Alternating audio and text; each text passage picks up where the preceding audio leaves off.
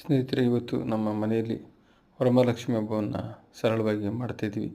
ಮನೆಯ ಬಾಗಿಲನ್ನು, ತೋರಣವನ್ನು ಮಾವಿನ ಸೊಪ್ಪು ಮತ್ತು ಹೂವಿನ ಅಲಂಕಾರವಾಗಿ ಮಾಡಿ,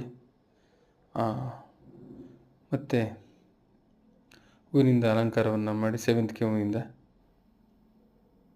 ಮತ್ತು ನಮ್ಮ ದೇವರ ಗುಡಿಯಲ್ಲಿ ಸಹ ನಮ್ಮ ಮನೆ ದೇವರು ಮತ್ತು ಇತರ ದೇವರುಗಳಿಗೆ ಸೇವಂತಿಗೆ ಹೂವುಗಳಿಂದ ಅಲಂಕಾರ ಮಾಡಿ ಪೂಜೆ ಮಾಡಿ, ನೆಕ್ಸ್ಟ್ ನಮ್ಮ ವರಮಹಾಲಕ್ಷ್ಮಿ ಹಬ್ಬದಕ್ಕೆ ರೆಡಿ ಮಾಡ್ಕೊಂಡಿದ್ದೀವಿ ಸ್ನೇಹಿತರೆ.